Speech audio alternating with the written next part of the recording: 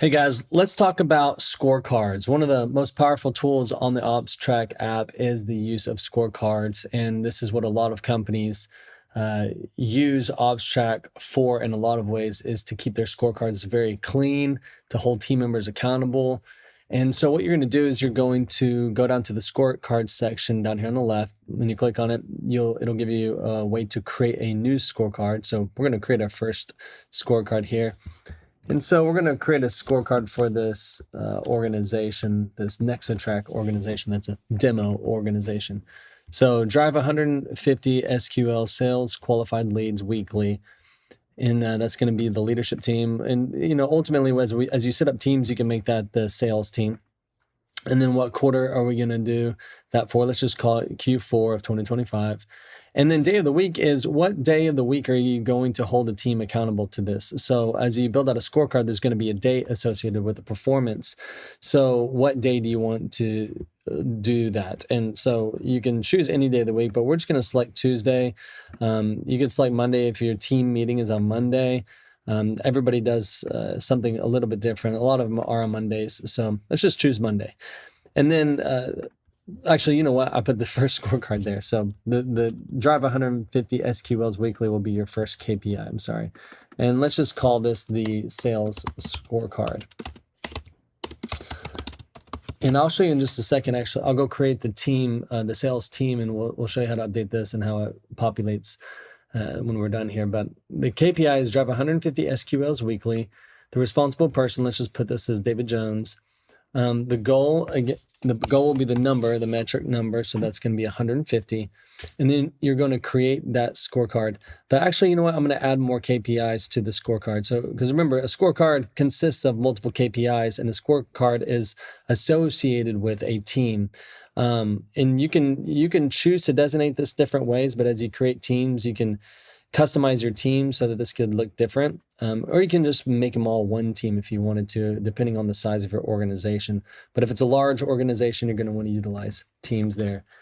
Let's go to we'll grab a second KPI here. So maintain a 40% win rate. And again, we'll just assign that, and we'll say that this is 40% here as the goal.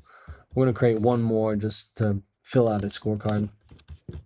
And we'll say, again, this is for the sales team. So maintain a 15K average contract value.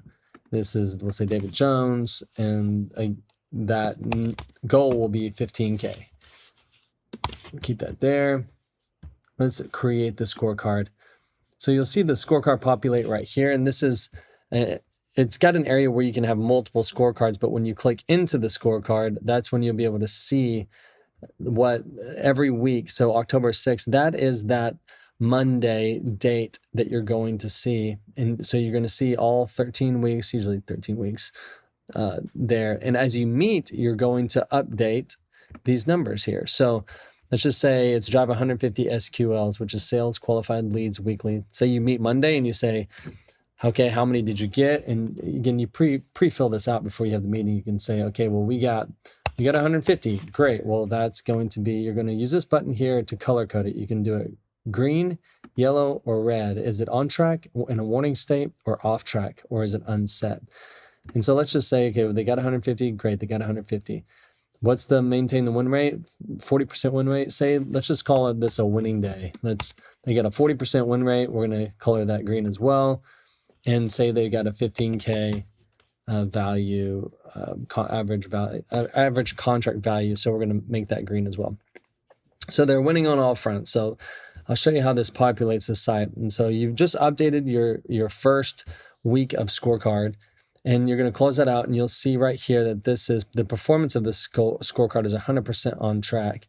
And when you go to your dashboard, you're going to see your scorecard performance as 100% on track.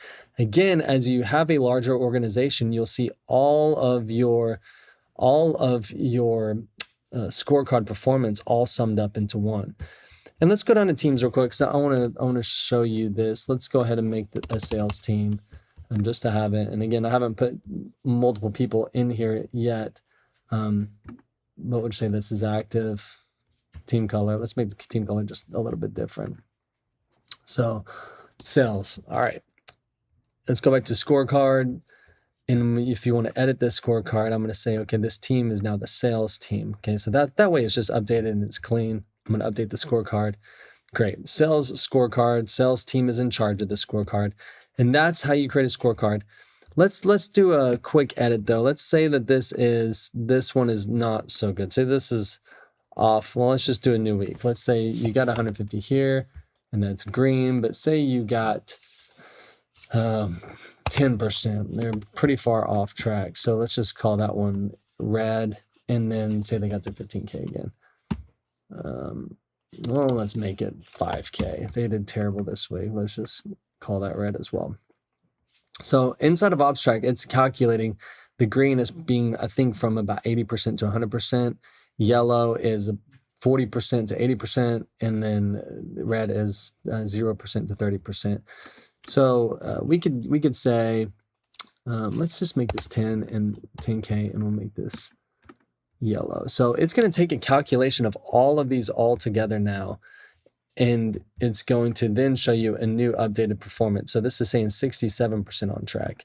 And if you go in here, and if this was green, if this was a 15K, you're going to see this is updated to 83% on track.